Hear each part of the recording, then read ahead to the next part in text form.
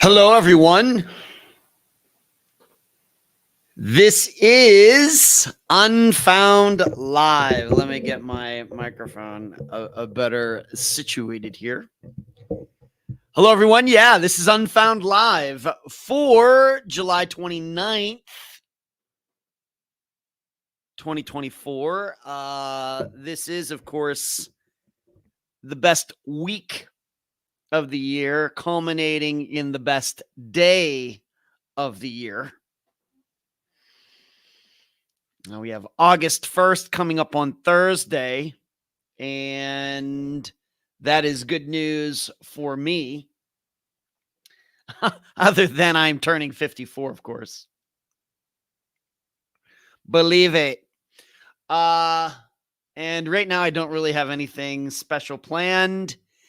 But that's really not unusual. I would have to say that my birthdays have been pretty low key for a pretty long time now. I don't know if I've ever done really anything crazy on any of my birthdays. But there are so many that that's hard to keep track of all of them. So maybe it's that. All right. Well, I have a fantastic show lined up for all of you tonight. As of course, in the heading for this show tonight, you can see I'm going to be talking about this a story I did not get to last week. A fugitive who got caught. Going to talk to you about a Bahamas disappearance, but not the one that has been in the news recently, although I am going to comment on that one as well. And then I'm also going to be talking about this Georgia girl, young girl, underage girl, who has been missing, I think, for a couple months now, but she has been found alive. So there is a happy ending to this. But once again, this gives us an opportunity to look at children who go missing. Why do they go missing? Is what is happening when these children are found alive? Is this indicative of how we really look at child disappearances, or is this contrary to the public perception? And I'm going to take an opportunity to do that. Going to talk, I am going to update everybody on that Israel Keys poll from a couple weeks ago. I got a Shannon Collins poll to talk about. And what else am I going to get into tonight? Of course, before we're all done, I'm going to give you a preview of this Friday's disappearance, which is going to be a difficult one. I'm going to be very, very interested to see what everybody thinks, people's impressions of this disappearance, because you could go quite a few directions on it. And then also, Assistant Cherie, who of course is the moderator, is she in tonight? Maybe she's watching her Houston Astros play my Pittsburgh Pirates right now. It's 0-0 going to the fifth. I want to talk about this disappearance from 1987 in Michigan that is getting, to me, in my impression, out of nowhere, a lot of attention for whatever reason. I don't think there are any new developments, but it's, sometimes we see this. There'll be some disappearance that's 40 years old, and out of nowhere, it pops into the news, and suddenly all these different local news outlets are covering it for whatever reason. So I'm going to be talking, do a little bit of analysis on it. Just keep in mind, I've not spoken to anybody in this young woman's family or anything like that. Of course, maybe this will set up Unfound featuring her disappearance somewhere down the road, maybe even in September, October, if I choose to reach out to her family, who it seems are still doing interviews all these years later. So I'm going to be talking about that. I'm going to analyze that as well. So where do I want to start? First thing, of course, is, didn't we just do this? Of course, last week, the live show was a day late, because I went to see Winger this time last Monday night with my buddy Brad. And it was, as I told you last Tuesday, it was a fantastic show. But I was just telling Brad tonight, I don't know where the time goes. I don't know where it goes. And they say days going flying by like this show, you're really getting old. Well, given that I'm going to be turning 54, maybe that's true. So it was really only 6 days ago that I did the last live show. But you should know the next time we all get together, which will be August 5th, I will be back in Florida. I am planning to drive home this coming Friday, the day after my birthday. I think that is as good a choice as any. I'll get up early, maybe get out on the road about 8 o'clock in the morning and get home, hopefully, as long as there's not too many wrecks and the Charlotte area isn't too busy. Hopefully, I will get home around midnight or something like that on Friday. So when the episode for this week becomes available this Friday, I will be about 6 hours into my trip, which means I won't even be halfway. So there's that. Moving on, but yeah, I'm going home this Friday. Really looking forward to getting back to Florida. I think that there's supposed to be some sort of tropical depression headed that way, but I don't think it's going to. It seems like it's going to turn up the coast, so I don't think that Florida is going to get hit that hard, and certainly I don't think my area of Florida is going to get hit that hard at all. Moving on, and I have to talk about this because she revealed that she is a listener of the podcast. What happened was, when was this? On Saturday, my dad and I, his roof of his place got replaced. They tore the shingles off and put new shingles all in the same day. You should have seen it.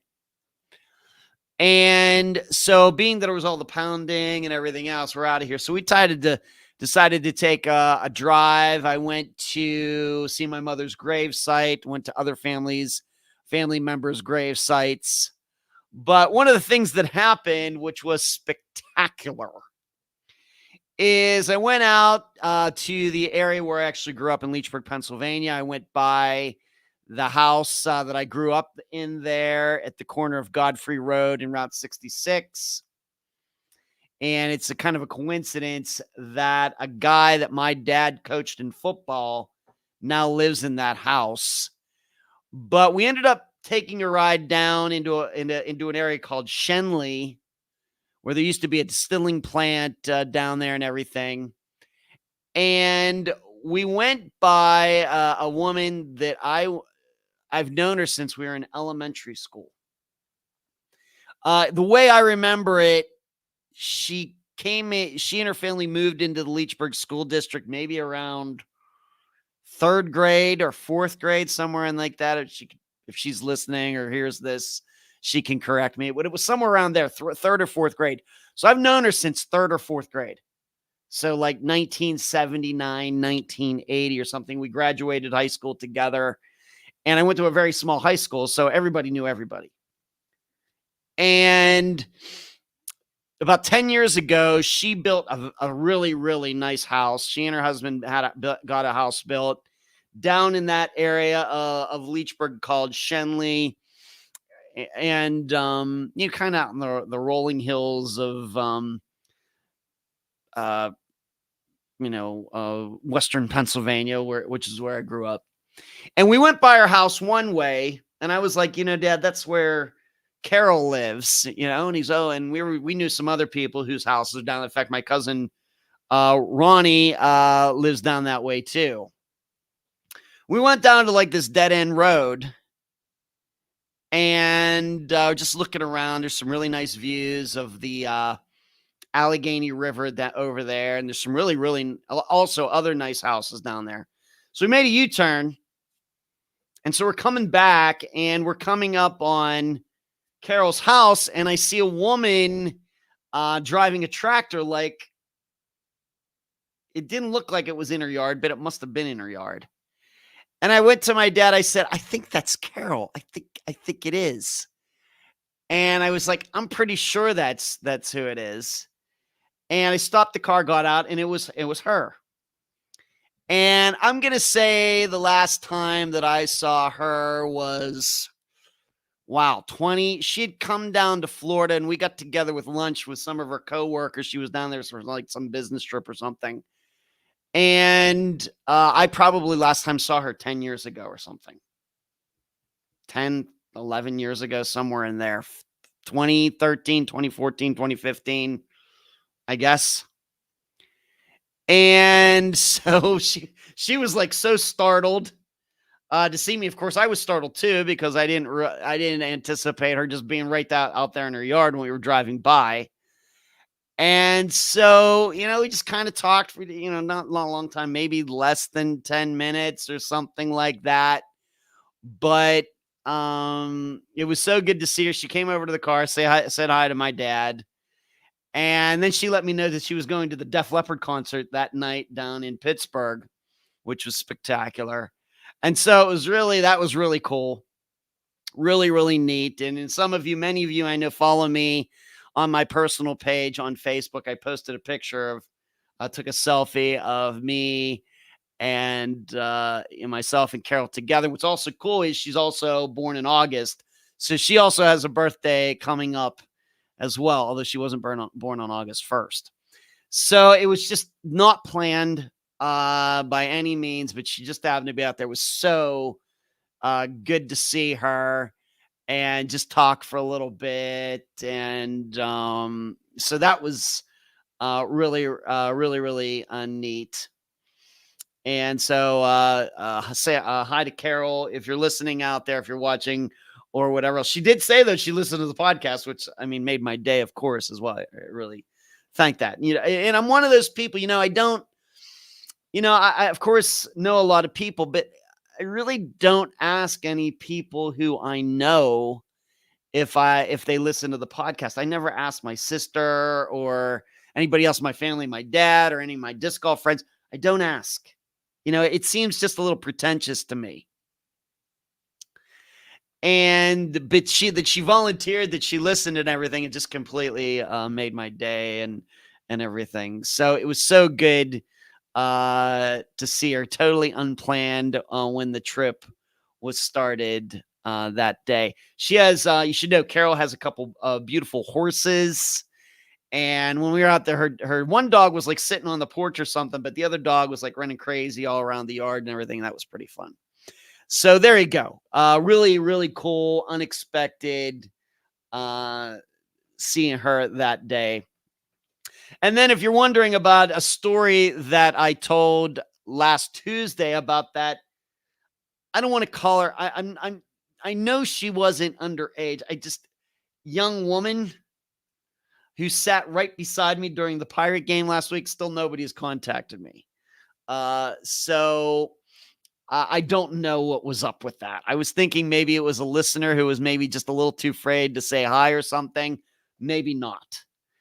But so I guess I don't really know what was going on there. I may probably never know. But being that my buddy Brad was right there and his wife Andrea, of course, who I know very well, were sitting there, they thought it was kind of strange as well. I guess none of us are ever going to know what was up with that. So if you're wondering about that story last week, and I was thinking, well, maybe somebody's going to contact me after I air it on the live show, make it public, that did not happen. So those are some of the things that are going on. All of you, by this time, I know many of you are reliable viewers of this live show. I'm actually going to be seeing my sister, Diane, tomorrow. Of course, you know Charles, who is in the chat every week. That is his mother. Charles is my nephew. I'm going to be driving over. My dad and I are going over to Ohio tomorrow to see Diane and her husband, Jim. And so we'll hang out for a little while tomorrow afternoon. And she lives, I'm going to say, less than an hour and a half away, just almost directly west of where my dad lives here into Ohio, not too far into Ohio. And so we'll hang out for a while. We'll see what we do there. And then I'll come back that evening. I still have a lot of work to do, a lot of unfound work to do before I drive home on Friday. And also, I saw my brother Michael. So Diane and my brother Brian's brother Michael, he drove up here on, what was it? Friday? Must have couldn't. No, it was the day before. It wasn't the day they were doing the roofing. Must have been Friday.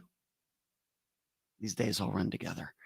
But he came up here on Friday and we went to eat this really nice Italian restaurant, and it was great seeing him. And of course, you know that my brothers and my sister are all quite a bit older than I am, but they all look fantastic. My brother Michael's like almost 20 years older than I am, but except for his hair that is now finally turned gray, you really never know that he was that age. So it was good seeing him, and just we watched Jeopardy and all sorts of stuff. So we had a good time. So those are some of the things that have gone on with me since you all saw me last Tuesday, not Monday, but last Tuesday. So let's see who is in here tonight for this live show, and I'll get through some business stuff. Then we can get into the agenda for this live show. Hello, Charles. Once again, nephew Charles. Hello, Karen, Suzanne. Kathy, good to see you. Kathy, Stephanie, Mary Jane, good to see you. Lisa, so good to talk to Lisa over Messenger a couple days ago. Good to see you, Lisa. Mary Jane, 54, you're still young. Thank you, Mary Jane. I always enjoy the lives. Thank you. Lisa, another Lisa. Did you bring the cult jam with you this evening, Lisa? Hello, Jeff. Ghouls are everywhere. Watch your kids. Lisa, thank you. You are very generous, Lisa. Thank you. And Lisa, both Lisas coming in with some super chat dollars tonight. And what they're doing is they're hitting that green button below. If you were watching on YouTube, they changed that button, I guess, every year or something. It's a green button at the bottom of the chat. If you would like to contribute monetary, that's what Lisa and Lisa have done. Thank you so much for doing that, both of you. I really appreciate it. Thank you. And safe travels. Thank you. Hello, Hazel from New Zealand. Good to see you. And, nephew Charles, thank you. Thank you so much, Charlie. I appreciate it. Thank you so much. Happy birthday. Thank you. Thank you very much. I should let all of you know that my brother Michael got me a very nice Pittsburgh Pirate shirt for my birthday, which is fantastic. Jeff asked, what was your first concert, Ed? Mine was 1985 Pittsburgh Civic Arena. Saw Iron Maiden. Show was so good. 2 encores and Rat opened. Rat and Iron Maiden. That's an interesting combination. Jeff, you should know that my first concert was also at the Pittsburgh Civic Arena, but 2 years before that, May of 83, maybe May of 84, maybe 1 year before, May of 84, I saw Lionel Richie and Tina Turner open for him, and that was right on the edge of when Private Dancer for Tina Turner was coming out. Of course, that just blew her career wide open again. But yeah, my first concert was also at the Civic Arena, but Lionel Richie, not quite the same. Lionel Richie, Tina Turner, I went with Brad Laddick, and his parents took us to the concert. I would have loved to have seen Iron Maiden and Rat back in 1985, though. That would have been something. Round and round. Yeah. Thank you. Thank you, Sandra. You're very kind. And Silent, if you drive through Youngstown, make sure you wave to me. Silent Running, I can tell you right now, we're going to be driving 422 to 224 going over to the Canfield area. Makes you miss Florida driving around Pennsylvania, Ohio. It does, Jeff. The weirdest thing about coming to Pennsylvania and driving is the 2-lane roads. I don't drive, where I live, I don't drive on many 2-lane roads at all. The 2-lane Gulf Boulevard right out where I live there is 2 lanes, but it's not like a 50 or a 65 mile per hour road. It's like 40 or 35 or mile per hour, whatever it is. But it's weird to be on 2-lane roads that the speed limit's like 55, 60, 65.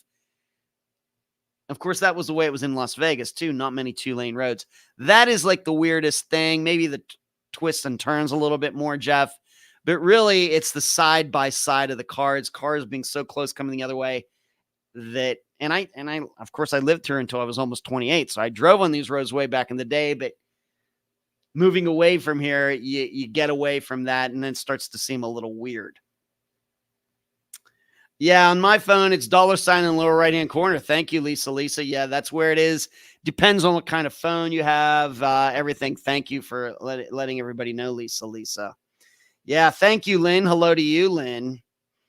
Yeah, I live around Denver. I prefer driving in Ohio and Pennsylvania. I prefer driving in Nevada and Florida. So try mostly one-lane road. Yeah, Hazel, thank you. Coming to us from New Zealand. One-lane road. That is weird. Although I will tell you, there are a couple one-lane bridges around here. One actually not too far from where my dad lives that I've been through quite a few times. That you have to check and see if anybody's coming the other way before you go through. Not a very busy road, of course, but there is a one-lane road. Yeah, Jeff, exactly. Regarding Texas, of course. All right, so that is, I guess, some personal things, just little stories and things. And try trails on a donkey. Yeah, I'm not going to do that. One other thing I did do since you saw me last, if you follow me once again privately on Facebook, my private page, not the Unfound page, but Edward Densel page, my dad and I went to a safari zoo last week, and we saw zebras and ostriches and yaks and wildebeest and, all sorts of deer that you would not find in the United States and everything. And it's really not too far. It's up, really coincidentally, it's not too far from where I went to college. It's in Grove City, Pennsylvania. And so you pay for tickets and you drive in your car. It's like Jurassic Park. You drive in your car and these animals are just hanging out in the open. And I got a lot of good pictures. So if you're friends with me on Facebook, you got to see those pictures when I posted them. So that's something else that my dad and I did. He didn't even tell me we're going to do that. We're just going up that direction. He goes, pull in here. We went in there and that was good. I mean, it took us maybe an hour because you're only allowed to go like 2 or 3 miles an hour through there.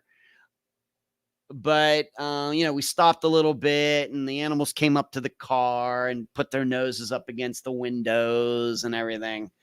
So it was pretty cool. Although I have to admit, some of those animals were a little, they're wild animals. So you really don't know exactly what they're going to do. The ostrich came up and was sticking its head inside the car on the passenger side where my dad was sitting. And then we had these big, some kind of cow or yak or something coming up on my side and putting its nose right up there. And, its big eyes are just looking at you and it's hoping that you're going to feed it or whatever. I mean, there's a bunch of donkeys. These donkeys had our car surrounded for like a minute. There was a donkey in front, donkeys on the side, donkey in the back. I don't know, they were trying to trap us or something.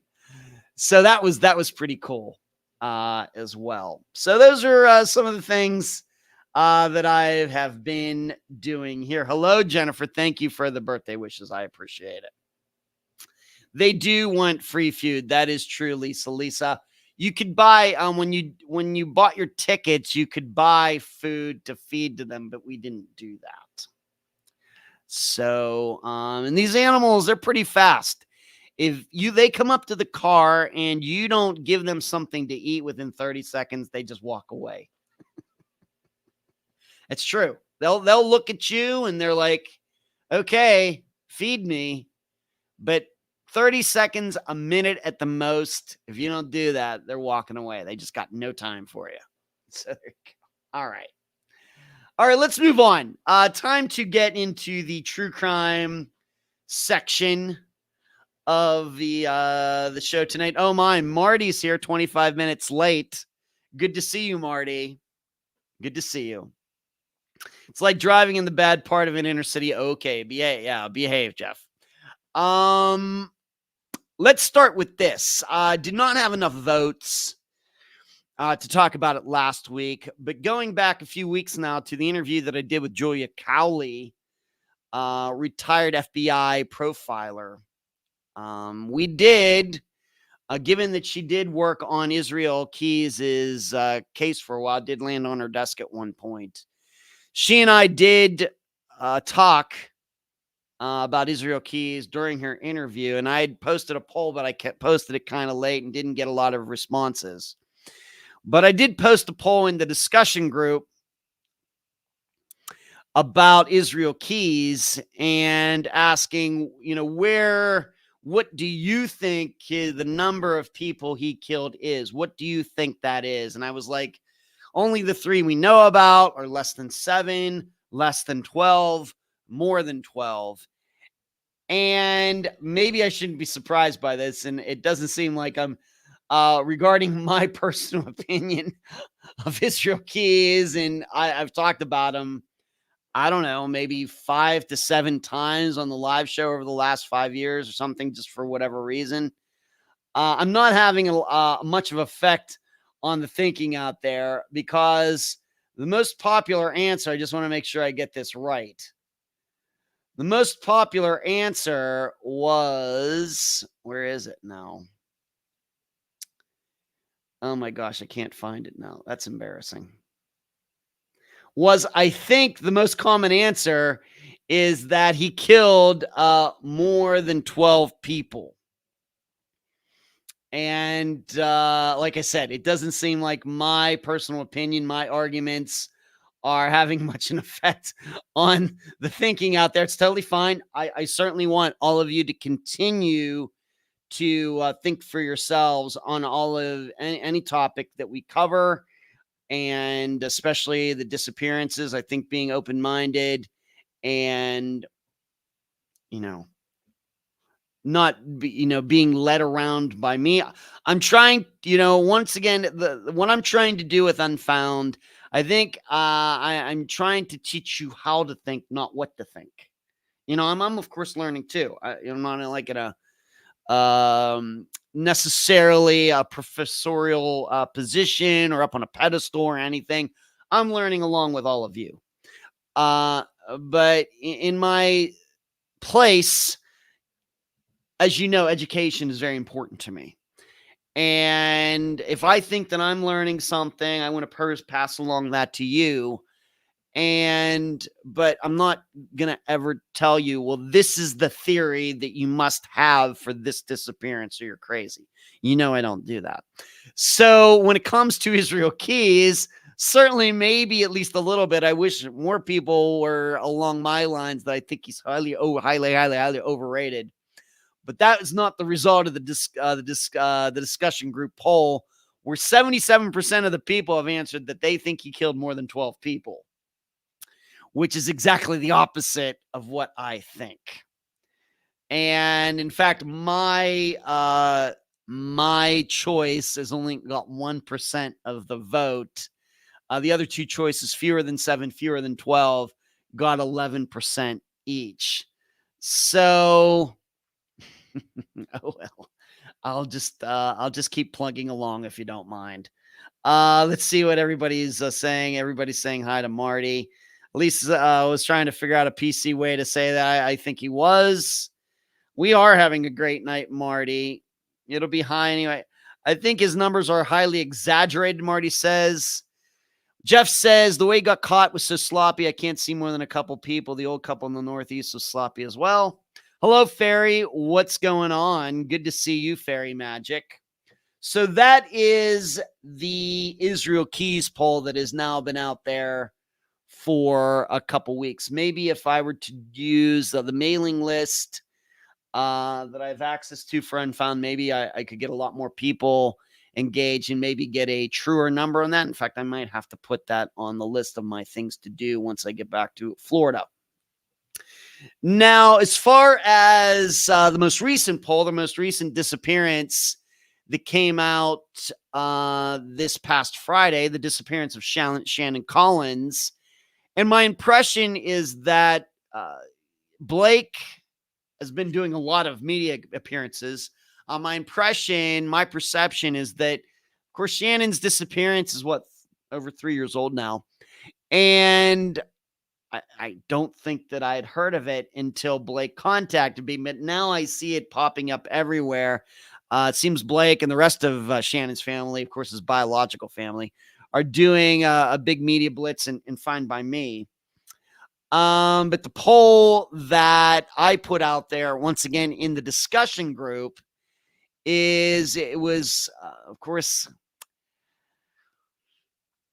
I don't know if Shannon's disappearance lends itself to a ton of theorizing, and I'll just leave it at that.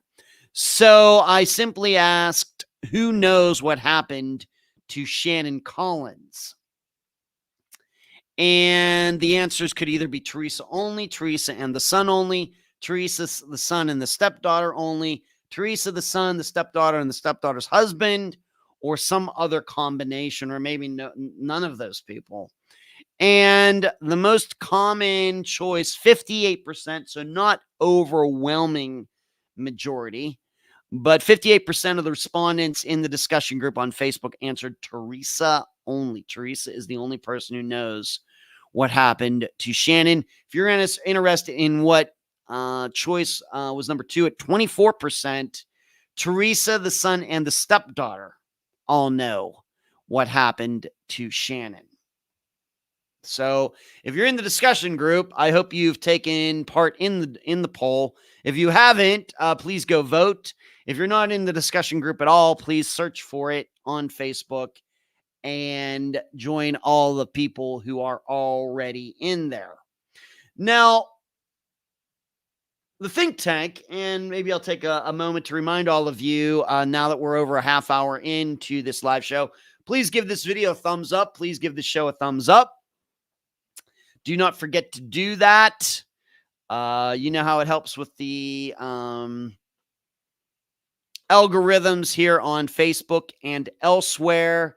Just do it now. Do it on your phone, your tablet, computer, whatever device you are using to watch the show tonight. And if you are listening to this as a podcast, I hope whatever application you're using, you will use it to give this live show, which I think is a fairly unique kind of show in that it's a true crime news show mostly.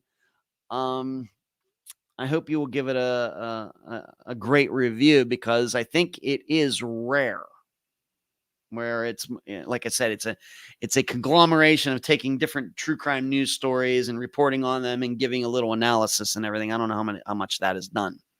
So also, if you'd like to contribute to Unfound, the podcast, and where I'm going to go next is, of course, patreon.com/Unfound podcast. And the reason I'm talking about that now is I want to talk about the think tank. And I appreciate everybody who supports Unfound by being a member of the think tank. And what we do there is every Sunday evening, we do an in-depth discussion of the disappearance for that week. And so we really got into the finer points of Shannon's disappearance. And like I said, Shannon's is not a disappearance that lends itself to a lot of theorizing. So maybe this think tank yesterday was a little different than most of the others. Of course, we've encountered this in the think tank before, where it's maybe somewhat straightforward what happened, but still, we still get into the facts. We try to make sure that we're not missing anything. It's always possible. And once again, if you'd like to be a part of the think tank, it is patreon.com/Unfound podcast. And you must sign up at the $12 a month level or above. And if you'd like to discount, just pay upfront for a year. And I think it's a 10% discount or something like that. So please consider that. I would appreciate that's a very easy way. And you get content that everybody else does not get. Of course, otherwise you can also hit the join button below if you'd like to just contribute through YouTube. And once again, you're going to get some things, some content that is not publicly provided. But in the think tank, two interesting points came up that I did not consider in my analysis, which I also wrote about on the blog at patreon.com/unfound podcast. One person brought up leaned toward the idea that Shannon came home and there was some sort of medical issue. Did he have a heart attack? Did he have a stroke? And they covered it up so as to continue to keep his checks, which, let's just admit, no matter what you think happened to Shannon, that Teresa continued to collect those checks and everything. And of course, not letting anybody know that Shannon wasn't around to collect them. That is illegal. No matter what you otherwise might think about the disappearance, she was taking those checks, and it took quite a while, 6 months or something, for that to all come to fruition, and then the checks stopped. But I don't think that Teresa has ever been charged with anything. But this person, particular think tank member, was open to the idea that there was some sort of medical event, and they wanted to keep the money still coming in, and so they just covered it up. And that's not really the way I'm leaning, but I will say this is common. What this particular think tank member was explaining is fairly common. There's a lot of insurance fraud and Social Security fraud and all sorts of fraud like that happening, where a family member dies and somebody keeps collecting those checks. Of course, the check comes in, or of course, these days, automatic deposit or whatever. And they never let the government or an insurance company or whoever else know that, this person has passed. And so this particular think tank member was open to that. And like I said, I'm not leaning that way, but you can Google this kind of situation right now, and you're going to see it happens a lot. Now, there's no foul play in all these other instances that I'm talking about. Very well could be just natural cause of death, a stroke, a heart attack, or it could even be some sort of accident, whatever, but it's not foul play. There may be violence because of a car wreck or something, but nothing nefarious, not a felony, anything like that. And still, there are people who see a chance to enrich themselves because of it. Common, especially when we have in the United States, where there are a lot of benefits to be had.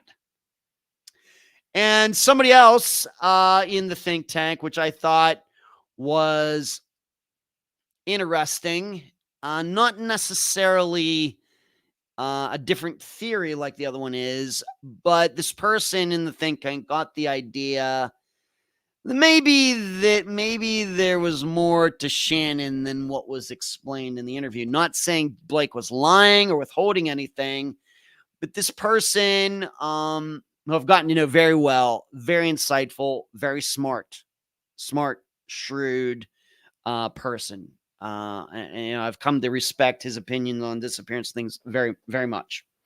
He just got the idea there was something about the whole thing that didn't quite sit right with him. He certainly could believe there could have been foul play, but was there more to this? If we believe that there was foul play, and that's the reason Shannon went missing, but there's maybe more to it than just Shannon having another woman in his life and somebody getting upset about that. This person got kind of that idea from the episode, which once again, interesting, could be true, maybe not. That's not something that I got out of it, but It's, just it's something to think about, certainly. And not because it's really not, I don't know how interesting it is, but I think what this person's saying is that it seems like if there was foul play, this seems like a lot of trouble to go through just because Shannon had another woman in his life. And so could there be something more to all of this?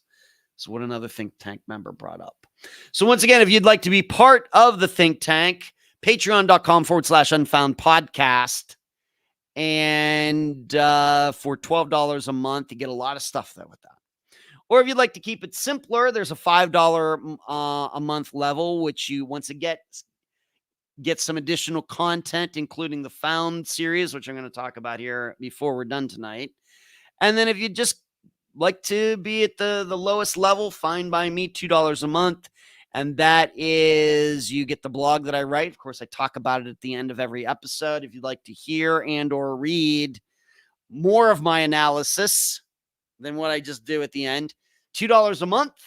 And you also get a discount there if you'd like to pay a full year up front. And you also get the episodes a day early. So something to think about. Let's see what's going on here. Jeff says regarding Israel Keys, I think it's 5 or less. Jeff, I'm right there with you. Too much covering up going on for it to be just T. Hazel, we lost you. Just T. I'm not sure what that means.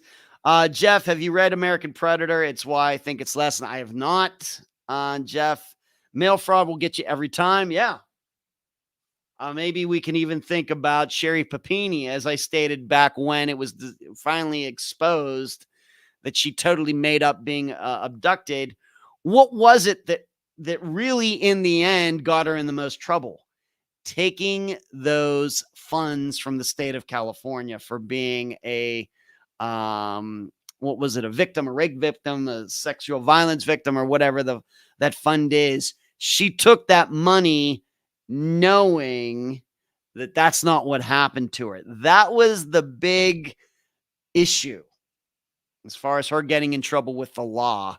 It was that. It wasn't the lying and pretending to be somewhere else. It was the taking of the money that was the worst thing that Sherry Papini did, according to the law. Too much covering up on it for it to be just Teresa. Okay, Hazel. All right, going back to Shannon Collins's disappearance. Thank you for that, Hazel. Okay.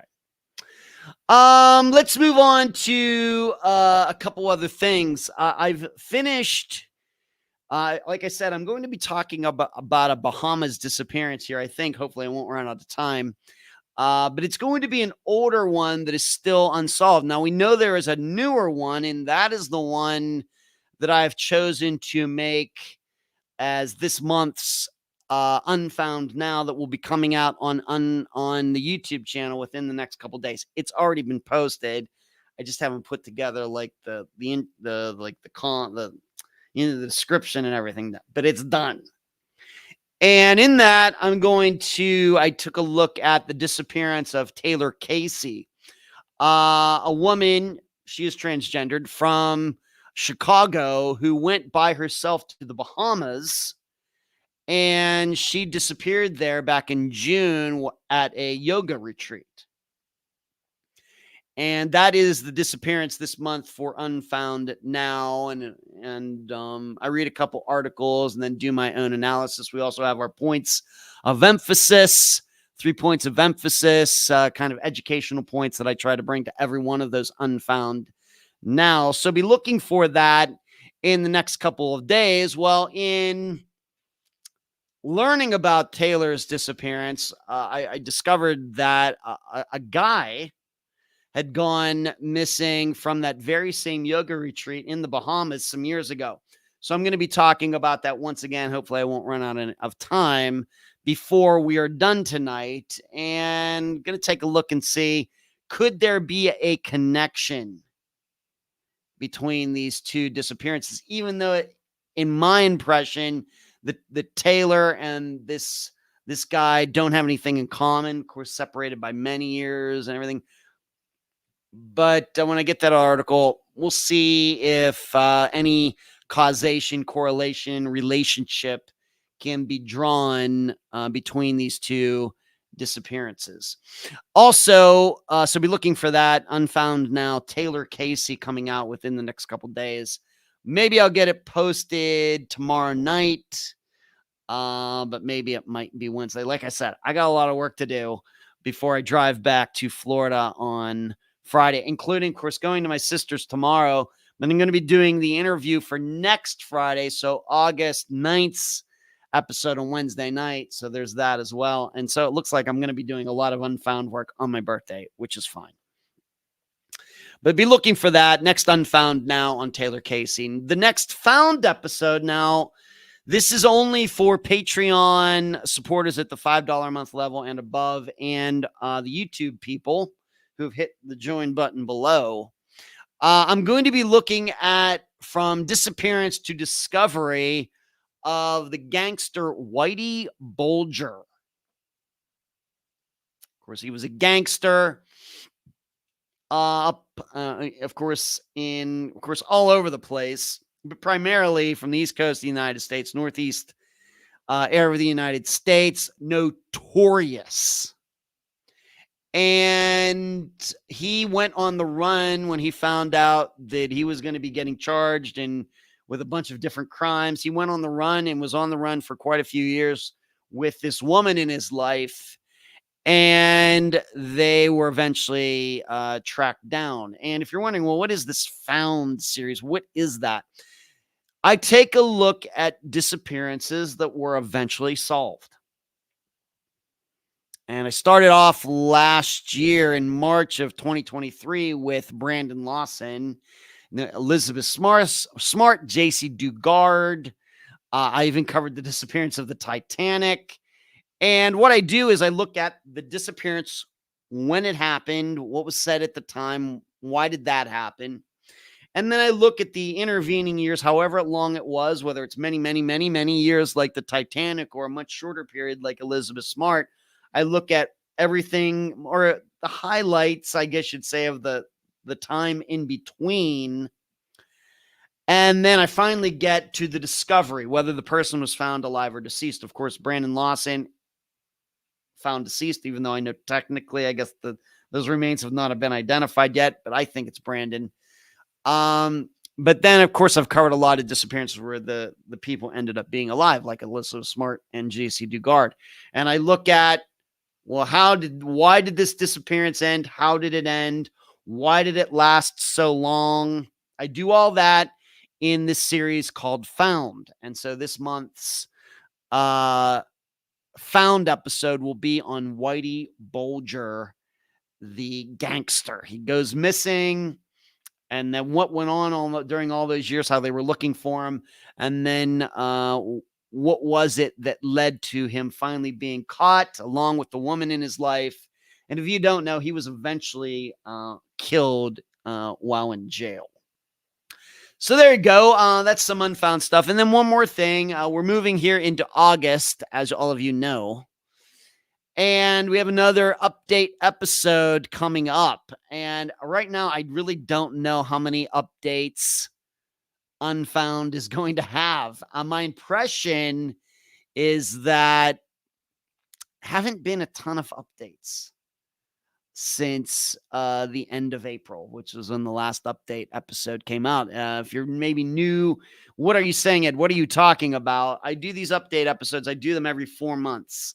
The end of April, the end of August, and the end of December. And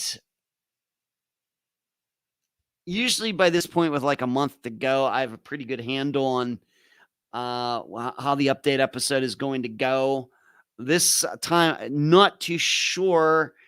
Just like I said, my impression is, of course, we still have a month to go. But there aren't going to be, at this point, I don't think there are a ton of updates. But I'll do what I can.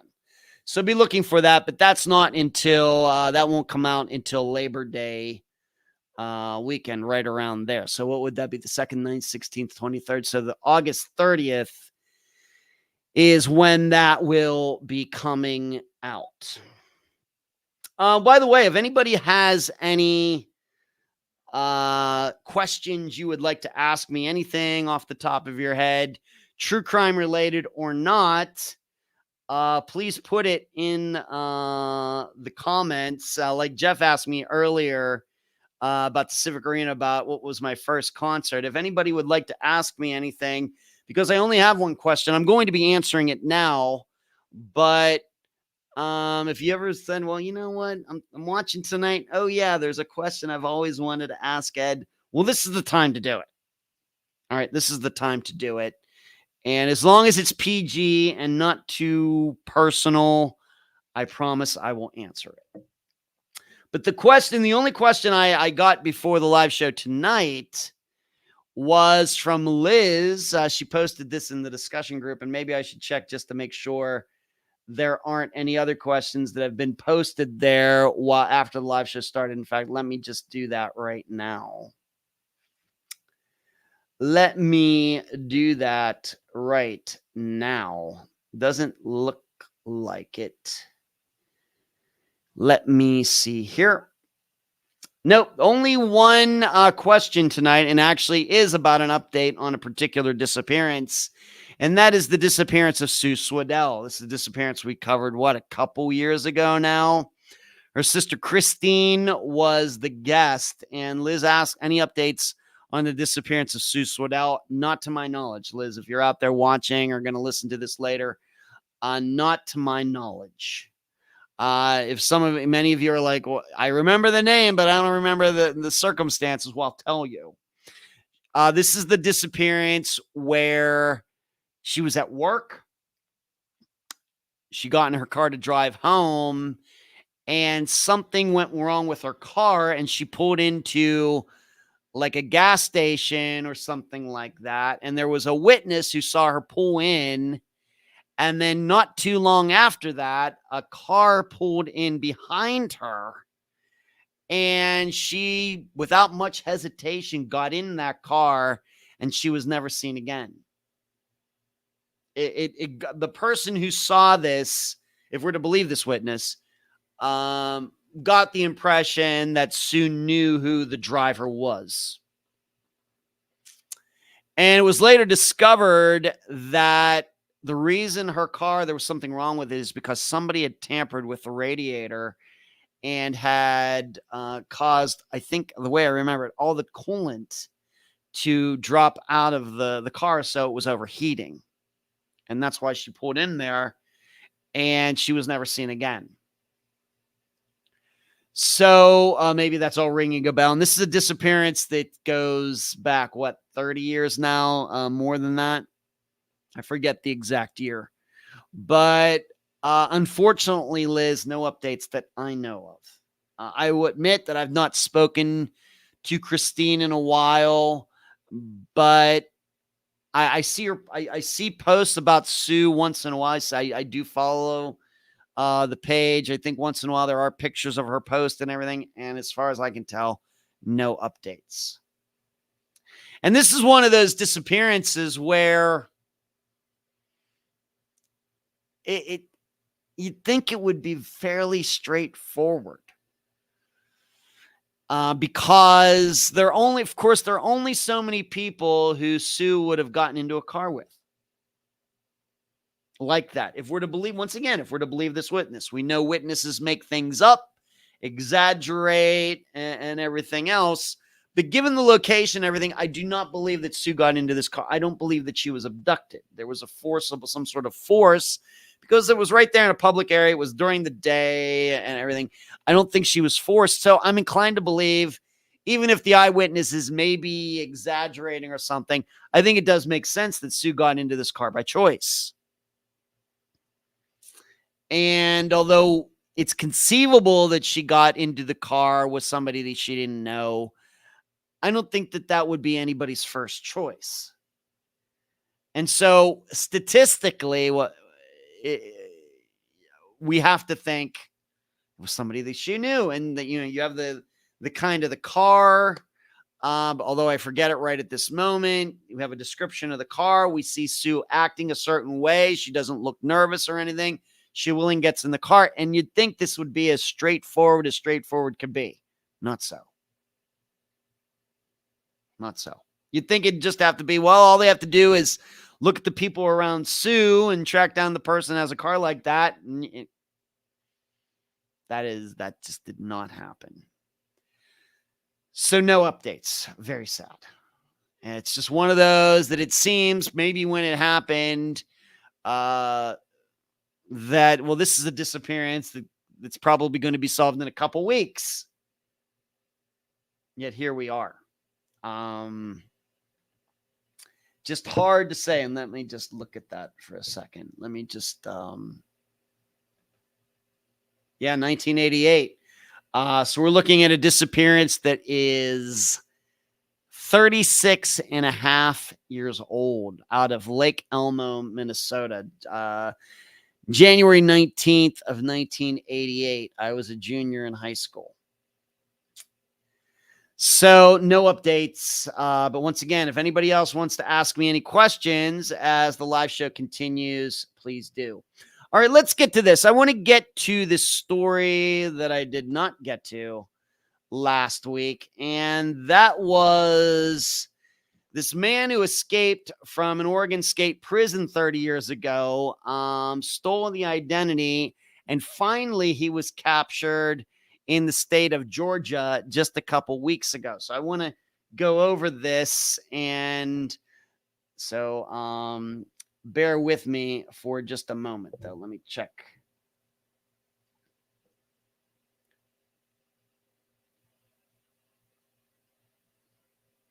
Hold on just uno momento.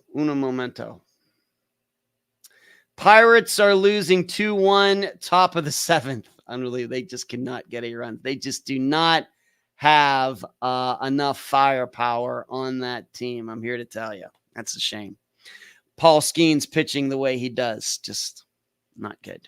All right. So, but it doesn't seem like Sheree made it to, I don't know if she's in here or not. Too busy watching her Astros, maybe.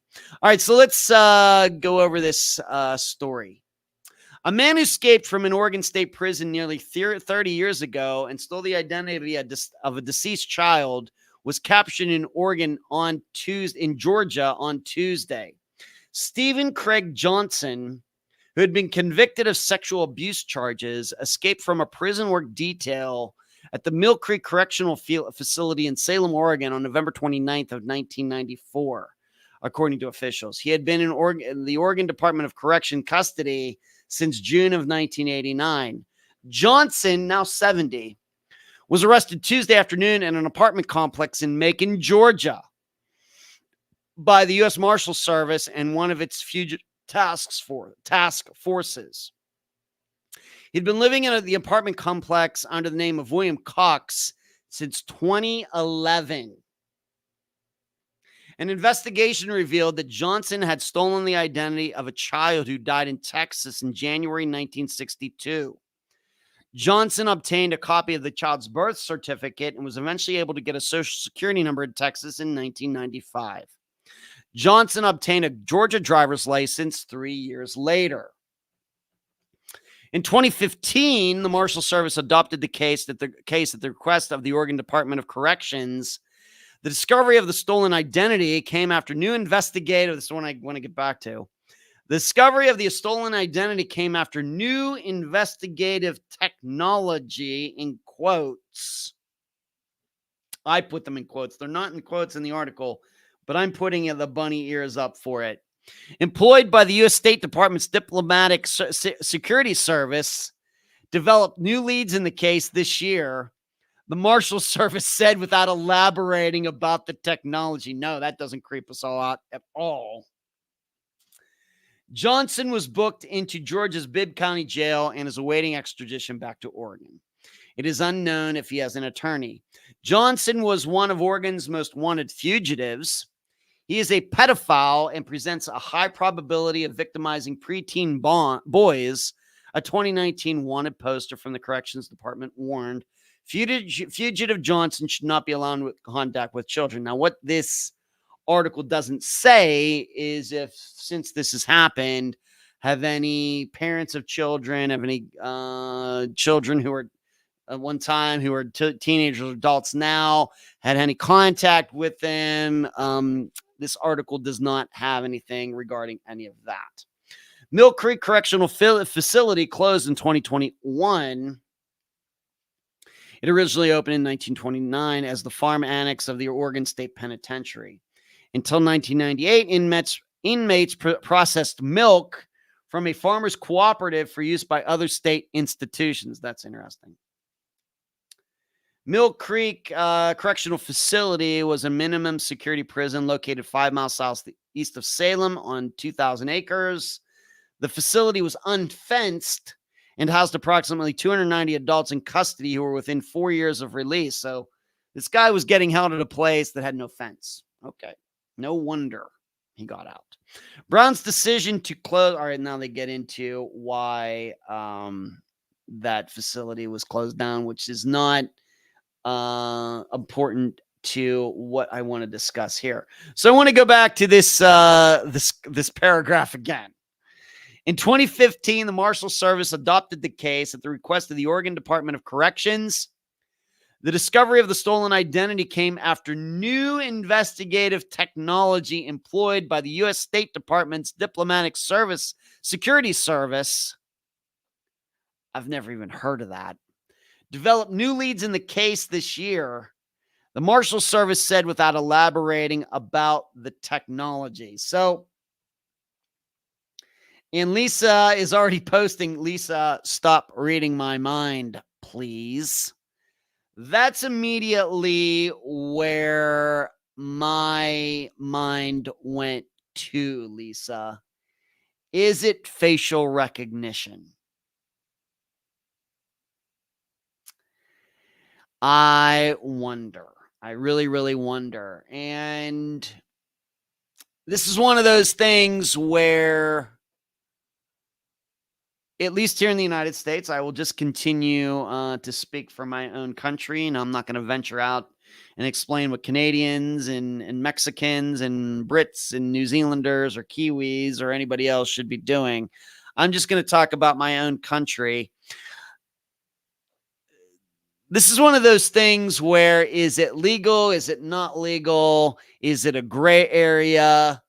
And so what we're talking about here, and of course it might totally be something else, but we do know that facial recognition is certainly used in other countries. For example, China. China is making a science out of facial recognition. And I don't know if you've been following some stories that have come out. There are certain venues, like sports venues, concert venues in the United States, that are now using this technology. And it was certainly within the last couple years that there was some sort of, it was something political, of course, where some politician was going into an event and the technology for this venue recognized this politician, and this politician was not allowed to be there because I don't know if they were expecting some sort of rabble rousing or whatever else, but this person was asked to leave due to facial recognition. They had this on, and this is the person they were looking for, and it wasn't even anything criminal. They just didn't want this person there, and this person was escorted out. You can Google the story. I forget. It seems to me it was some sort of, was it in New York City? And it was like some theater there having to do with something. And so we're already using it in the United States for situations like that. And so we might visualize going back to this guy who, Stephen Craig Johnson, who pretended to be William Cox for all these years. And don't get me wrong, I guess I'm glad he got caught, being he's a horrible person. I do hope, though, still on the other hand, that nobody's rights were invaded in doing this. But we might visualize a situation where they have a picture of him and they start going through, let's say, driver's licenses. And you put the picture of the driver's license pictures in some one of these facial recognition programs, and of course, it's just flying through them. And eventually, my understanding of the facial recognition technology at this point is it's not 100% correct. If you do something like this, it's going to narrow it down to probably a bunch. And then humans have to go in and start looking at the bios of these, in this case, maybe these different guys, and then narrowing down even further to a manageable number. And then they maybe go out there and check these guys out to see which one of them is this fugitive. Could certainly see this. I'm not saying that happened, but being that that's what first came to my mind, and then Lisa here in the comments also came to her mind first, well, maybe there's something to this. And is this legal? Is it constitutional? Does it invade anybody's rights? If we get to that point, should driver's licenses be able to be used for this purpose? I mean, here in the United States, we already know that DNA that was given up to track people's ancestry is already being used to solve crimes. And it seems like the American people are all cool with that.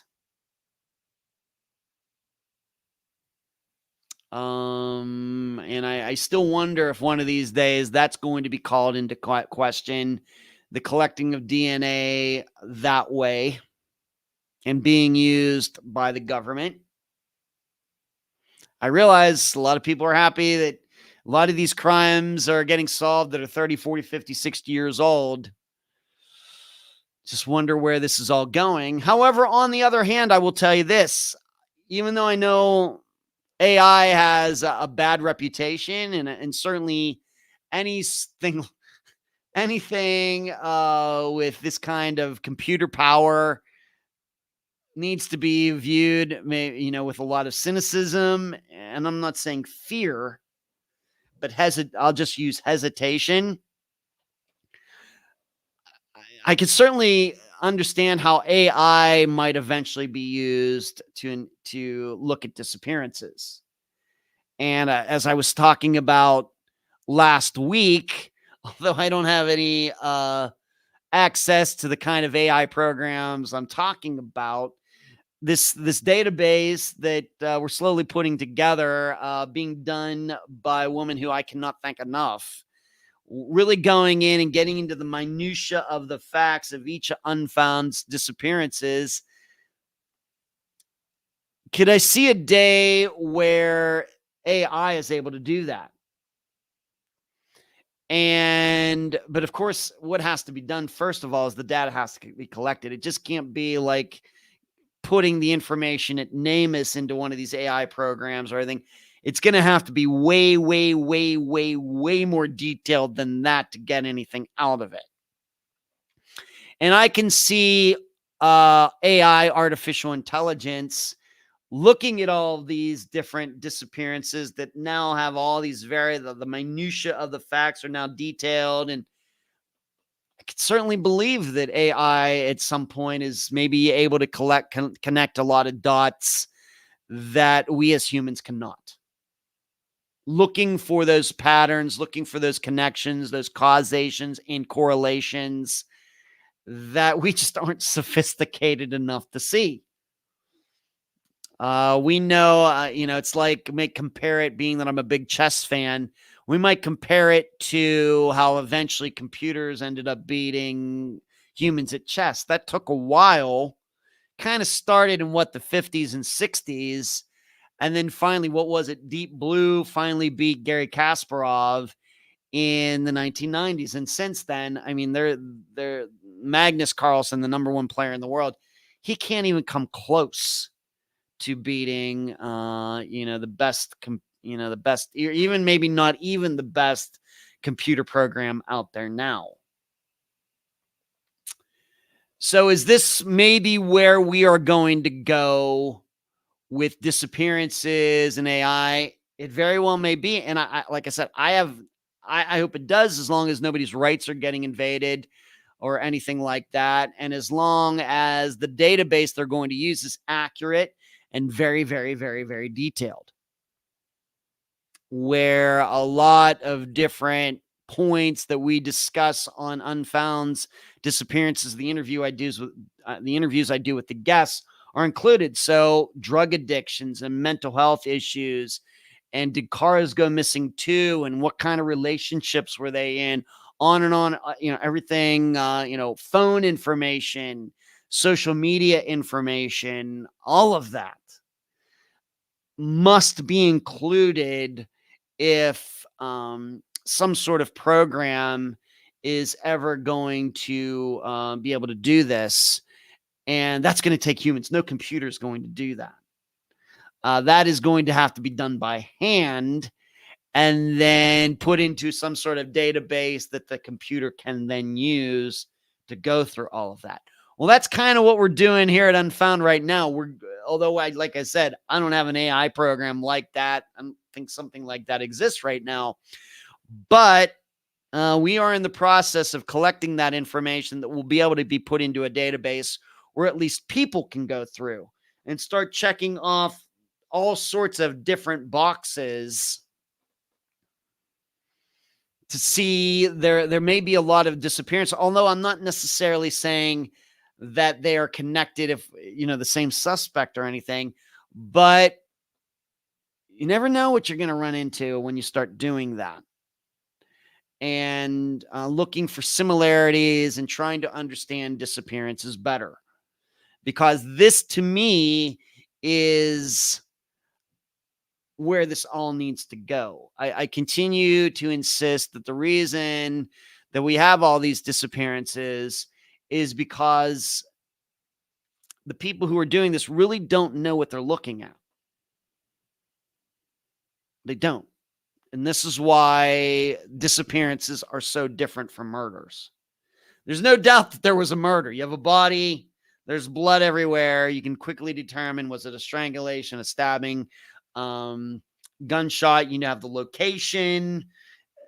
You have you may not have the murder weapon in hand, but it was used. You have a lot of information. Where disappearances, you got nothing. It could be a murder. It could not be. And I think there's a way that we as humans can get much better at determining this stuff very early on in a disappearance, within hours of it happening, to really learn about this, though, that we're going to have to start breaking these disappearances down into a database that is much, much, much more detailed. Just don't know what we're looking at. I think that continues to be the number one problem. When people show up and taking the reports and writing the reports, typing out the reports, they don't have the experience, the knowledge, everything to be able to understand what are we looking at. Whereas if they were putting all of the detailed information into a database, and a program could automatically say, well, you know what? This disappearance looks a lot like all of these other disappearances here. And yes, some of them are unsolved, but maybe some of them are solved. Then you can go to those solved disappearances and figure out, well, how did they get solved? Why did it take so long for them to get solved? I think this can be done. I'm pretty sure. And I don't think that you need an AI program to do that, although eventually it certainly might help. And in fact, really, really getting crazy on this, I certainly believe that we, using computer power, we can eventually get to the point where you have a database like that I'm talking about, and you just enter it in all the very, very, very detailed information. And this algorithm or whatever can tell you probably this is a disappearance that's going to be solved within so many days, in contrast to this is the type of disappearance that could go unsolved for a very long time. I think we can get there. I think we can. And so this is everything. This is why I wanted to talk about this story. This kind of takes me in that direction because, like I said, being that Lisa, thought of it, maybe a lot of you have thought of it, just haven't typed it out. What kind of, just to go back to see what this says, new investigative technology are they talking about? Maybe it's just AI. Maybe it's just a situation where they have a database, once again, maybe using something like driver's license or driver's information from all the United States. And they just type in, look for anybody who's gotten a new driver's license for the first time within the last so many years. Maybe it's that. Men of a certain age who've gotten, and these are the parameters. This person is this tall. This is the person's race, ethnicity, approximate weight. Maybe that's what it is.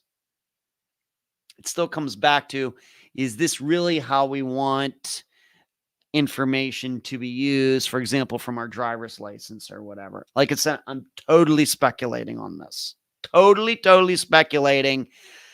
But given that they don't explain what it is, this is what allows maybe our imaginations to go in such directions. Lisa says the podcast search engine did a great episode on facial recognition May 10th. Should this creepy search engine exist is the episode name. Boy, no mystery in that title, Lisa. Hello, Deborah. What's going on? You don't have to apologize that you're late. I'm the only person who's not allowed to be late, Deborah. Thank you so much. And thank you for the super sticker. Thank you, Deborah. You are very generous. Thank you. Lisa says, I worked in insurance for many, many years. We didn't need AI for actuaries and statistics. I'm guessing that AI is maybe a part of insurance now, Lisa. It's just a guess on I never worked in the insurance industry, but certainly, and this is kind of Lisa, this is exactly what I'm talking about. Insurance companies have this. They have their actuary tables and odds and everything. Of course, when it comes to disappearances, we don't have any of that. Zero. And I think it would greatly help. I think that it would at least move the resolution rate forward at least 1%, if nothing else.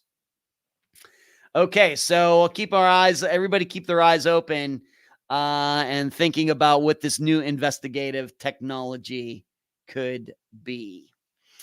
Moving on to a Bahamas disappearance. I want to read this to you. This is the other disappearance.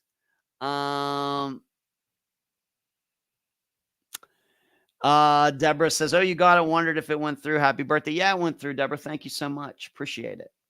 Thank you. Now, this is the other Bahamas disappearance. This happened way back over 10 years ago, January 25th of 2013. As I've already stated, the Bahamas disappearance from very recently, Taylor Casey, is going to be the topic of the Unfound now. But here is that other disappearance. Lisa says, I agree with you. I don't think you need AI for your idea. Well, we'll have to see. Thank you for your opinion, insight on that, Lisa. Thank you. Bahamas. A Texas man went missing more than 10 years ago from the same Bahamas yoga retreat where a Chicago woman vanished last month, a spokesperson for the retreat confirmed. Wesley Bell was last seen alive while attending a yoga retreat on Paradise Island in Nassau on January 25th of 2013. He was attending a retreat at the Sivananda, Ashram Yoga Retreat, Bahamas, the same site where Taylor Casey, 42 years old, went missing last month, according to the retreat's spokesperson, Jonathan Goldblum. After an extensive search, the Bahamian police determined that he had drowned. The spokesperson then referred NBC News to the Royal Bahamas Police Force. The Royal Bahamas Police Force has not responded to multiple requests for comment from NBC News Digital over a span of nearly 2 weeks. The U.S. Embassy in the Bahamas did not return a request for comment on Bell's missing persons case. It appears there's no evidence of foul play in Bell's case. The police have not commented on the matter. In a brief phone call, his father, Don Bell, says he believes his son drowned in the water and added that the authorities couldn't find him. Bell's mother, Marie Bell, said she had not heard about Taylor Casey going missing from the same retreat. The Bells declined to comment further and also referred NBC News to the Royal Bahamas Police Force and the U.S. Embassy. The Sivananda Ashram Yoga Retreat Bahamas has been featured in the New York Times, Gwyneth Paltrow's Goop, and HuffPost as a top travel destination. From 2012 to 2019, the retreat received a TripAdvisor Certificate of Excellence annually. Goop appears to have taken down its review of the retreat since the initial reports of Casey's disappearance. Danielle Ward Packard, who lives in Lake Geneva, Wisconsin, said Danielle Ward Packard, said she was at the Ashram Yoga Retreat Bahamas when Bell went missing in 2013. She remembered Bell is always happy and having great energy, adding that they were acquaintances rather than friends. Bell walked off by himself to go snorkeling one day and never returned, adding that his shoes, shirt, and hat were found on the beach the next day. People were pretty traumatized, Danielle said. It's a beautiful place. Everybody is having an amazing yoga experience in the gorgeous location, and somebody's gone. Ward Packard, 58 years old, said she believes Bell drowned and cautioned against connecting Bell to Casey's missing persons case. People are turning a coincidence into a conspiracy, she said. I can't imagine how they would be related. Ward Packer added that she always felt safe at the retreat and has been back at least twice since Bell's disappearance. The Bahamas has one of the highest levels of unintentional drowning in the Americas. That's interesting.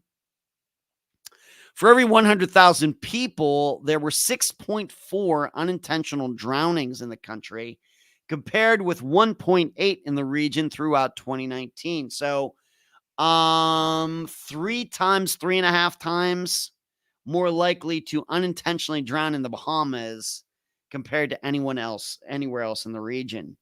New interest in Bell's disappearance comes weeks after Casey disappeared from the same retreat. So it seems that the family of this Bell guy is pretty satisfied with the idea that he drowned, and it happens.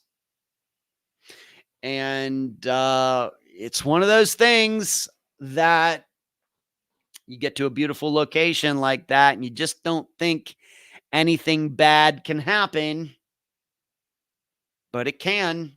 And I know that I've told this story twice before on this live show, and both times it was from points of humor. I think it's like one of the best stories of my entire life. The bizarreness of it, and some of you, I'm not going to tell it again tonight, but just suffice to say, yes, at one time, I did get stuck on a deserted island with a beautiful woman. Just the two of us there. That happened. And it's funny now, of course, since I'm here, what would that be, 38 years later? But it's also a situation that it easily could have gone very, very badly. Okay? Very easily could have gone very badly, but it didn't. And she and I got back to shore, and we had a good laugh about it. And in fact, the last time that I think I told the story on this live show, I even let her know that I told the story. Yes, she and I are still in contact. But it's a story, like I said, same kind of situation. Island of St. Martin, going snorkeling, and before we know it, there's nobody else around, and we are nowhere near shore. Very, and maybe, I don't know if we were fortunate to get out of it or not. Were we lucky to get out of it? I wouldn't say necessarily that, but like I said, just a couple things go differently, and who knows what would have happened. So, but you get lulled into this. It's a beautiful location. You're out there. It's the beach. You're doing this. You're doing that. And of course, we can't rule out, did this guy get attacked by a shark? We don't know. Now, when the Unfound Now episode comes out here, whether tomorrow night or Wednesday, I don't think that Taylor's disappearance is quite as straightforward. So maybe some of you have already read stories about that. So I take an opportunity to analyze it. Once again, my impression is that this guy's disappearance, Wesley Bell's disappearance, seems to me to be a little more straightforward compared to Taylor's. So maybe you can judge that for yourself. Ferry says, do tell, don't have time, Ferry, not tonight. Maybe next week. I don't want to tease anybody, being that I realize, well, what the heck's he talking about? Maybe if I have time, I'll do it next week. It just wasn't on the agenda for tonight. I really want to get through these other stories. Deborah says, tell too. I appreciate it. It's a fantastic story, but I'll put I promise that I will go through that story once again next week, and that'll be appropriate because coming up in August will be actually almost exactly 38 years. That happened around August 11th, August 12th, August 13th of 1996. So maybe I need to tell the story just because we're coming up on almost to the 38th anniversary of that story, which, like I said, of stories that I can tell publicly, that's probably the greatest one.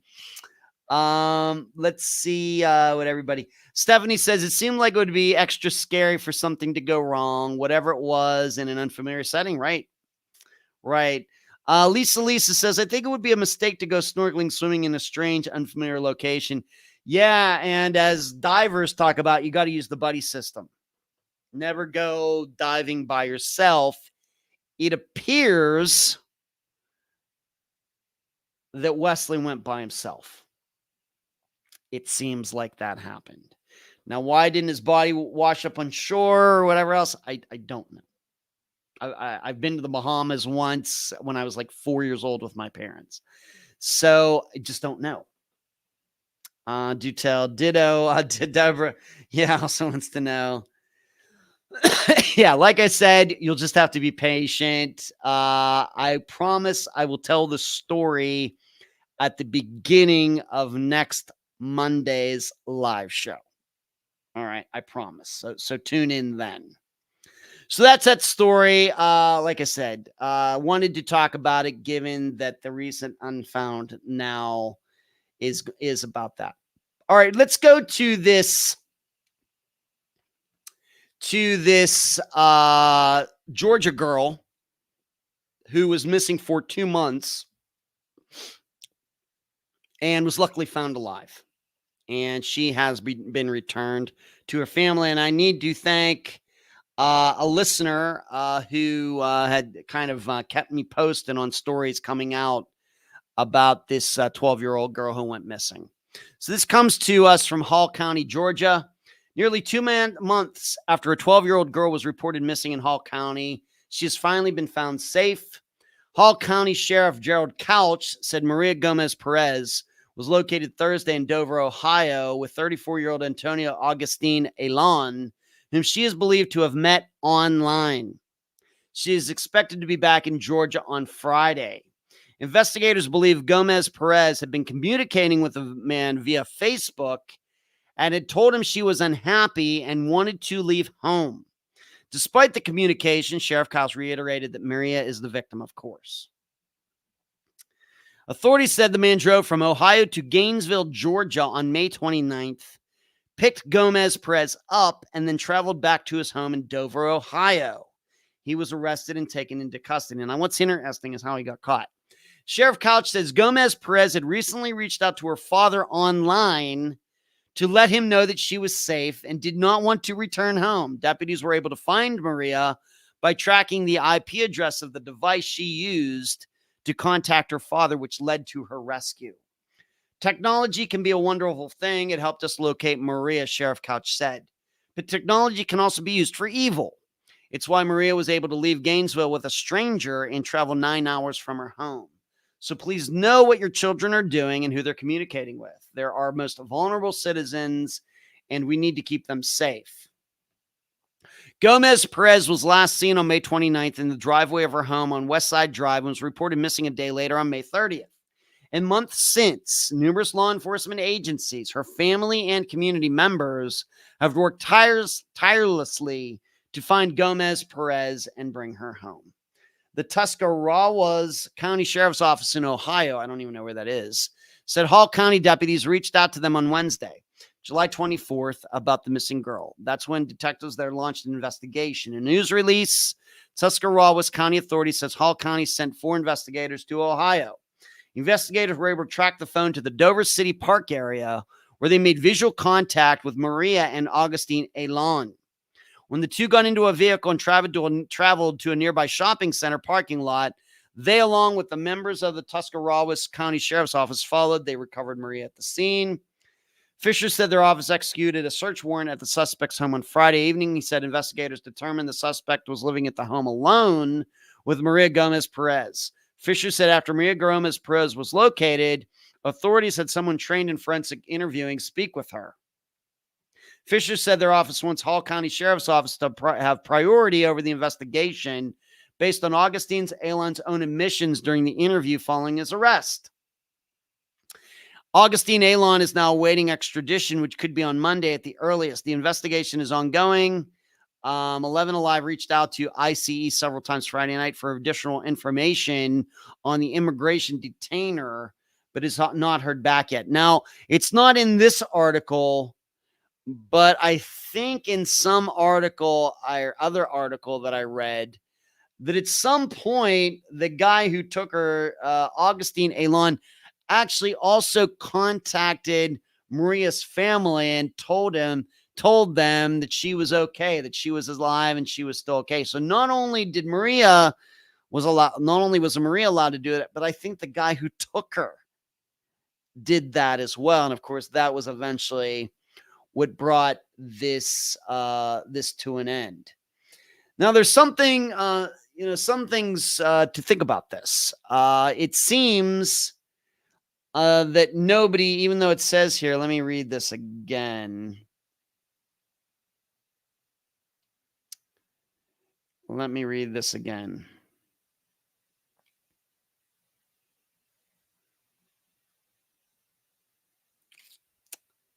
It doesn't seem, it says here that Gomez Perez, the girl, was last seen on May 29th in the driveway of her home. But I think what's important to note is that nobody saw anything.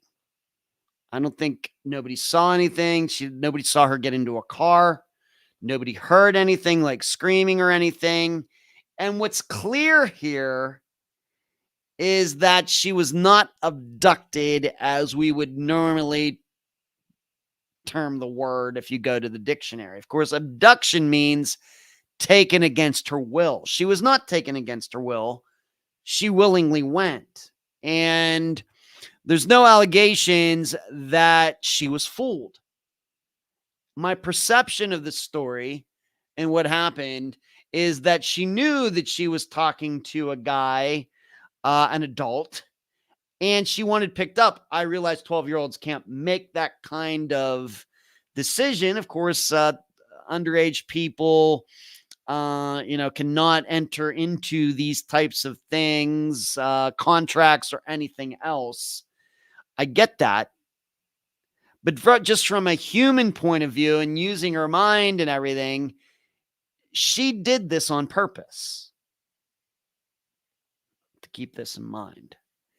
And I have to tell you, this is one of those things, once again, why when I start getting this idea about sex trafficking and children being taken and everything else. This is more of what I visualize when it comes to strangers taking children. Now, I realize there are a lot of abductions that are violent, against the child's will, just strangers riding around looking for kids. But my impression doing this for almost 8 years now, when we talk about strangers, and this guy, I know they were communicating online, but he was a stranger. This is much more what I visualize, where these are really, they're not abductions. She ran away. And I go back to that story from a month ago, 6 weeks ago, that I covered here on the live show that was out of Arizona. And what I liked about it was that they said that 200 children, when they say children, all they mean is underage people. They don't mean 3-year-olds. We're talking the legal definition of children, which means technically, I guess, under the age of 18. So at 17-year-olds, a child, even though I don't know if we, in our general lives, we think of 17-year-olds as children, but it broke down those 200 children that were recovered and into these categories. And overwhelmingly of that number, most of them were runaways. They were not abducted. They were not forcibly taken. They weren't fooled. They weren't catfished, as would say here in the 21st century. Most of them ran away, and they wanted to run away. Now, I don't think there's any way they could predict the situations they would get into. And certainly some of them probably did get into situations that were very, very dangerous, where there was molestation going on and everything else, but they weren't abducted. They weren't forcibly taken. They chose to do this. And I think the only way we're really going to get a handle on this problem in the United States is understanding that. I realize that a lot has been made of that movie that came out within the last couple of years, whatever it was called, about sex trafficking and everything else. And certainly it brings attention to it. But I also think that it skews what is really going on out here in the world, as any sort of movie does. Whether it's talking about sex trafficking or some battle during World War II or anything else, Apollo 13 or whatever else. It's more about the dramatic and creating dramatic scenes and everything than really representing a topic truly. I think maybe we can even say that about Schindler's List. Remember, the people in Schindler existed, but a lot of these other people in that movie did not exist. Or they were combinations of different people put into one person so the story could be told more easily and everything else. We have to remember all that. And the only way we're going to fix this problem of children going missing is understanding that if it's not their parents themselves killing them, the number 2 way that children go missing, or the other way, I'm guessing there's more runaways than parents killing their children, but you know what I mean. The top 2 reasons children go missing are either the family or, people, adults who know the kids very well causing it, or these kids just running away. It's not them walking to school and being abducted by strangers. So, this keeps coming up over and over and over, but in my work, I don't find a lot of people talking about children's disappearances in a reality-based way. I think they talk about it in a very fear-based way. It's all to scare your kids can vanish at any time. And look what's going on. Look at this movie. Look at these statistics. And that's really not what's going on. Certainly kids are going missing.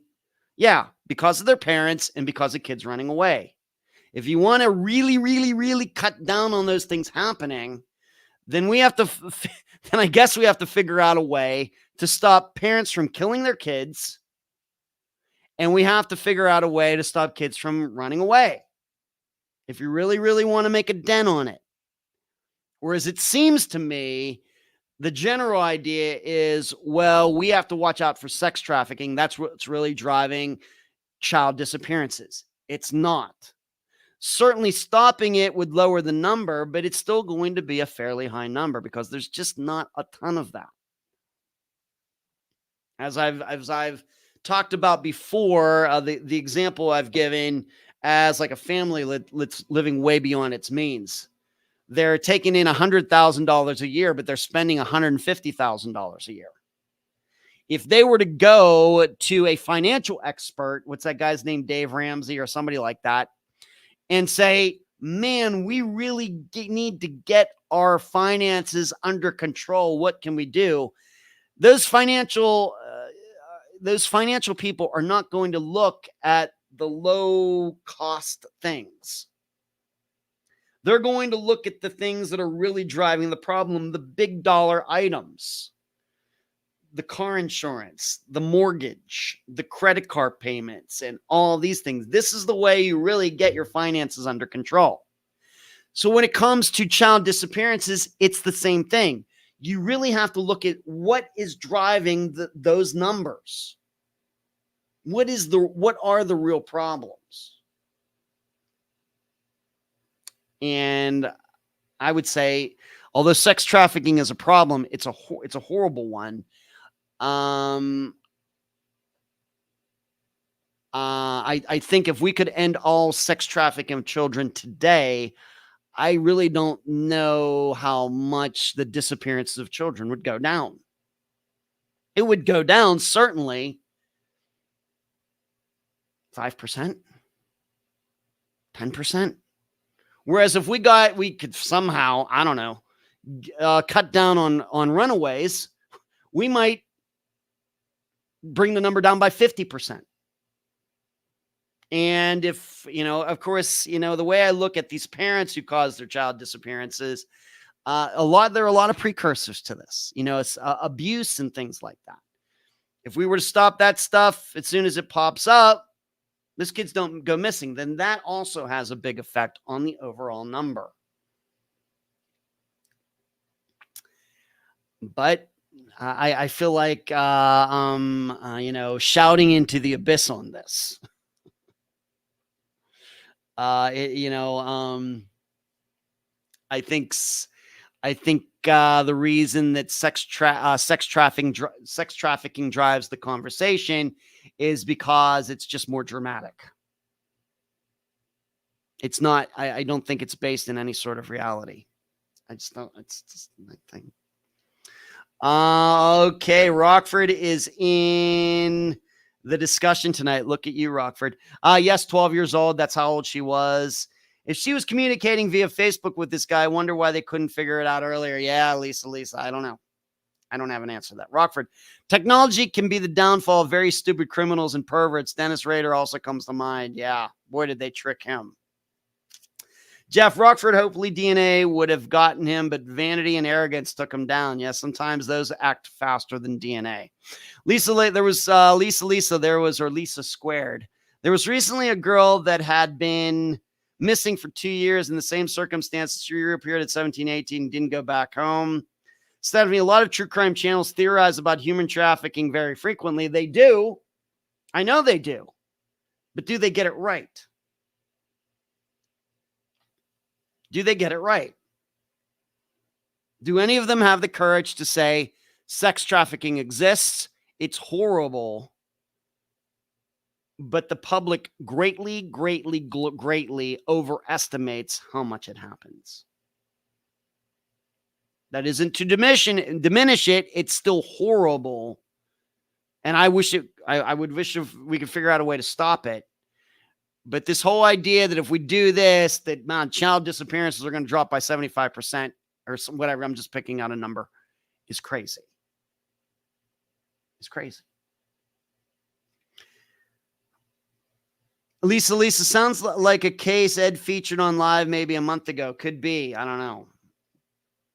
Like Summer Wells. Yeah, Jeff, is an adult luring a child to run away on the internet not an abduction? Is a child who runs away and taken in then traffic or not an abduction? It's an abduction legally, but it's not an abduction as the way that we talk about abduction in our daily lives. How can a child be abducted? How can we, once again, I say legally when it comes to children getting into agreements with people. Okay, we know that any contract you sign with an underage person is not worth the paper that it's written on for anything, at least here in the United States. So legally, yes, this guy abducted her. He took her. But when this is once again, this comes to now, and forgive the word, but this is shows the bastardization of the English language. What is an abduction legally is not an abduction. The way we think about abductions is how we define it. And can we call it an abduction? I mean, 12-year-olds have free will too. They do. Like I said, they can't legally, they can't agree to have sex with an adult. Anything that an adult cannot say, well, this 12-year-old agreed to have sex with me. That's not a defense. But we also have to understand, on the other hand, the 12-year-olds can make decisions for themselves. It's very, and so when I look at it from a standpoint of how do we cut down on child disappearances, all I'm looking at, I'm not looking at necessarily the legal side. I'm looking at the definition of abduction, because I try to remember 12-year-olds have free will. And there, and it very well may be that she was taken and she was raped and everything. I don't think about it. But I realize it's still illegal. But we also have to remember she went because she wanted to go. She met this guy online. It's obvious she knew how old he was, and she went. Now, she's crazy. She shouldn't have done that. But 12-year-olds have free will to, choose to go here and there as well. But I realize there's a legal standard to this. But all we're really worried about is the child here or is the child not here? And why is the child not here? We're not, that's all we're concerned about. We'll get to the legalities of all of this later. So as an adult luring a child to run away, he didn't lure her. This is at least the way I understand it, Jeff. He didn't lure her. She wanted to go. She met him online. He volunteered to take her. She knew he was that old and she wanted to go. She wasn't happy at home. He didn't lure her. He didn't get her to do something that she wouldn't otherwise do. That's what luring means. So she wasn't lured. She chose to do that. Is a child who runs away and taken, then a trafficker, not an abduction? No. Children can get into sex trafficking by not being abducted. Because we have to remember something. A lot of the sex trafficking starts at home. A lot of these parents put their kids into sex trafficking and sell them out to do this and do that. It's all horrible. I hate it. I just can't imagine. It's horrible. It's just about the most horrible thing on the earth. But those kids aren't abducted. In fact, the people who are supposed to be taking care of them are the people who are getting them to do this. It's not an abduction. Rockford. Yet private investigators on all the missing persons documentaries bring up abduction trafficking. Go figure. The PI in the Sydney West case even pulled that out of the hat. Amazing. I'm going to keep saying it over and over. Families, do not ever use private investigators. Lisa says, I agree. It's like satanic panic. And I'm old enough to remember what that is, Lisa squared. Cranky getting in late. Good to see you. Jeff, kids who run away have a very high risk of getting into a situation where they end up trafficked out of being in bad situations with no options. I get it. I understand that, Jeff, but they weren't abducted. They ran away.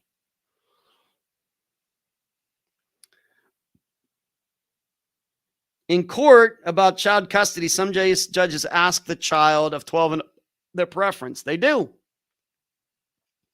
I agree, Ed. Taken from the park is the definition of abduction we most associate with. But yeah. But we have to understand, just because she was taken from the park does not mean she was abducted. That's just the way we word it. If a car pulled up and she got into it willingly, is that abduction and an abduction? Free will, yes, but their brains have literally not developed enough to make many decisions. I get it, Hazel. But how far do we want to? I mean, I've read that people's brains aren't fully developed until their 20s, but we admit that 18-year-olds have free will. Yeah, yes, trafficking starts at home. Past 5 Astros, true at 9th inning. Catch him. You are making my night. Catch him. Catch him. You are making my night. Look at you. You know how to please the host. You right there. Thank you. Jeff, I agree. The normal thing we define as abduction is the kid being snatched from the park or on the way home from school and the like. Yeah. I believe it was abduction because he groomed her. Did he? Once again, I realize there have been many, many articles written on this, but I'm just going to read this again. I don't know if it's true. I'm just reading what the person wrote. Investigators believe Gomez Perez had been communicating with the man via Facebook and had told him she was unhappy and wanted to leave home. That doesn't sound like grooming. That sounds like a girl who's already happy and was ready to jump in a car with anybody who was willing to take her. I realize she's 12 years old and it's crazy and she shouldn't be doing it and she should know better and everything. But she was putting a plan together. She wanted to leave. She did. I realize legally it's abduction. I'm not arguing that. This is one of those tough things that you have to work through to totally understand this.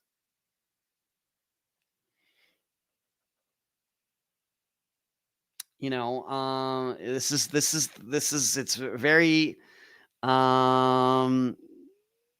neither are some adults, Deborah said.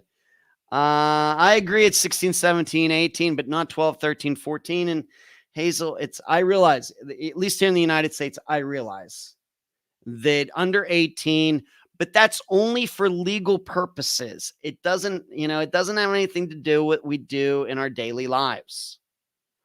Lisa, I hate when people talk about brains not developed, blah, blah. It infantilizes young adults. I'm not a scientist. Rockford, Ketchum is tempting the wrath of Cherie. I've been there. It's dangerous territory. Cherie's not here tonight. Maybe because her Houston Astros are losing. I don't know.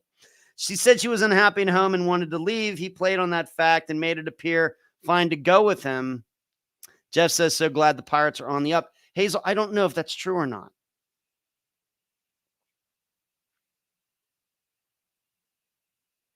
I don't know if that's true or not. Lisa, 12 is not a young adult. No.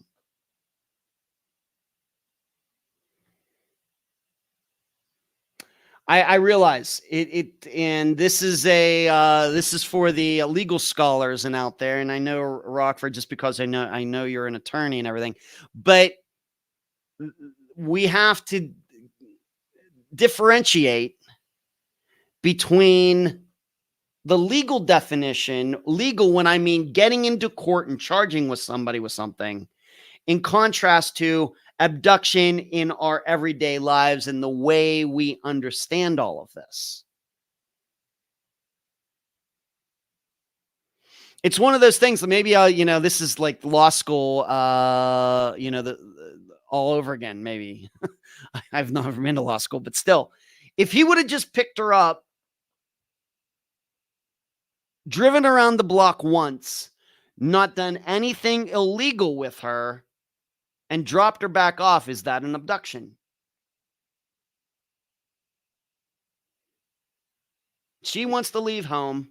He picks her up and then says, oh my, I'm going to get in I don't think I should be doing this. This could be big trouble. He drives around the block, drops her off right where he picked her up. Is that an abduction?